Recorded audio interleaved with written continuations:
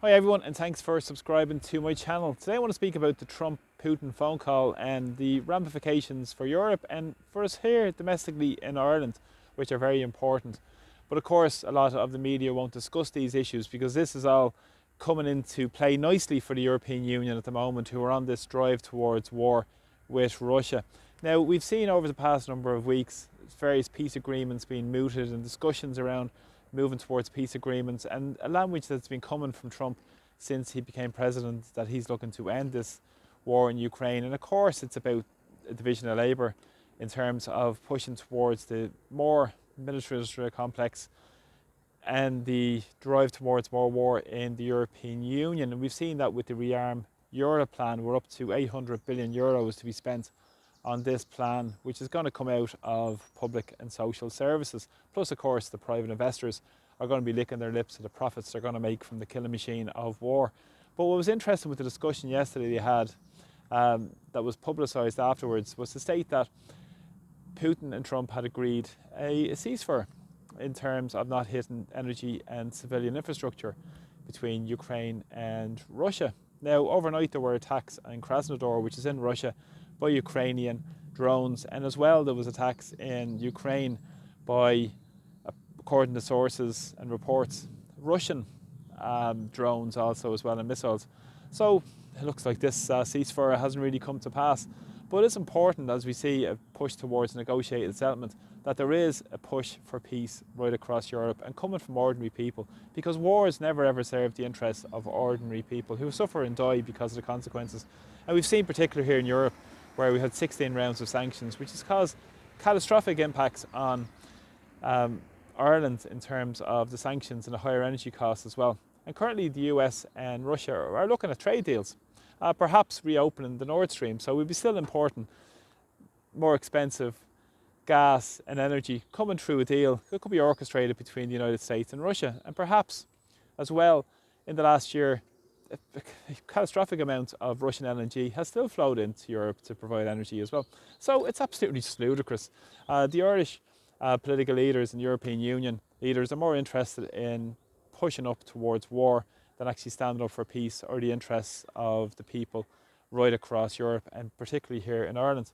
Yesterday, Frederick Merckx, the new Chancellor, not quite yet appointed yet, but on the way to be appointed, a Christian Democratic leader in Germany, pulled the rug from under the debt plan they have, the debt break they have in Germany, which essentially means that now they can use funds through budget to work towards more militarization. And we all know where the last big German army brought us.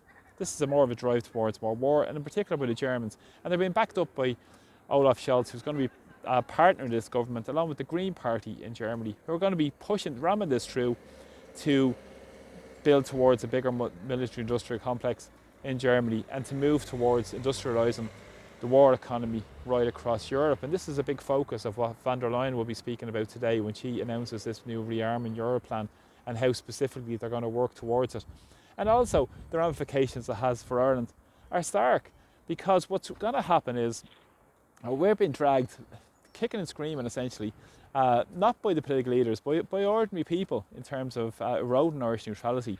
And in particular what's happened over the last number of years, in particular what's happened in terms of Ukraine, has been the drive by the Irish establishment and political establishment to push this narrative, to say it's about values, democracy and freedom, when it's absolutely nothing of the sort. And I've spoken in many videos about that previously, where essentially it's about pushing their neoliberal agenda and their globalist agenda throughout parts of Europe. And they've caused havoc, for instance, in Ireland, pushing that agenda as well. And we've all know what Pascal Donoghue got up to when he was in Germany over the weekend.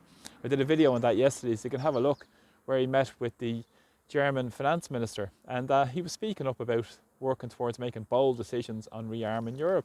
Now, in particular, what's happening with Ukraine is that Ireland has really thrown their lot in supporting Ukraine. Now, of course, they've been doing it at the behest of their masters in Brussels, rather than standing up for Irish sovereignty or Irish independence or standing up against war. What they've done is push the narrative for pushing for more war, and that's been coming from a lot of the European leaders who are just war hawks and looking for a confrontation, pushing their globalist agenda in Ukraine. Now, Ukraine, of course, and people like Frederick Merckx in Germany are owned by BlackRock. BlackRock people of the big private equity funds who are going to profit massively from the rebuilding of Ukraine as well. And again, they're going to push their digital agenda through Ukraine as well, probably a test case for what's going to happen around the rest of Europe. But in particular Ireland, we've seen the immigration chaos from so many Ukrainians that have come to Ireland, causing huge pressures on public services in Ireland. And also we've seen the drive towards militarization and the so-called non-lethal military aid, which is very, very important, because with the non-lethal military aid that was pushed by Ireland as a neutral country, they can't support any country with military aid. But in fact, the way it's materialised is that they've driven towards more material support in terms of the military industrial complex. Now, what needs to be discussed around this is the issues of what's being sent to Ukraine.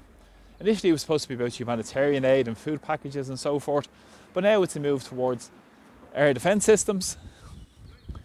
Other military equipment has been sent to Ukraine on behalf of this non-lethal military aid and under the remit of the European Peace Facility.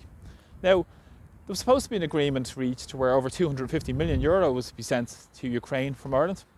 Well, this was being held up by Hungary, who are pushing for peace. And we've seen Viktor Orban being one of the strong proponents for peace in Europe. But again, he's been probably one of the only voices in Europe speaking for peace. But of course, the Irish political establishment have been driving this agenda. And really, they've actually unilaterally decided last week to give over €100 million in this so-called non-lethal military aid, which is military equipment, and working around issues around demining and many more issues as well. So it's a complete and utter ruse, as our neutrality is under attack by the Irish political establishment. And it's vitally important that this message gets out far and wide to more and more people to see what's really happening, because what's coming down the tracks is a drive towards confrontation with Russia, more war. Even Merz said yesterday that Europe was at war. And if you consider what's going on in society, this is the push in Europe, driving towards more war rather than pushing for peace. And this is a continent that stated they were standing up for peace. And of course, there's always been a lapdog of Washington DC to benefit the very rich in society at our expense. So thanks for the support of my videos, really appreciate them, and keep using your voice to speak out, and please share my videos far and wide as well. So thanks for the support, and from Dublin, Slán. Take care.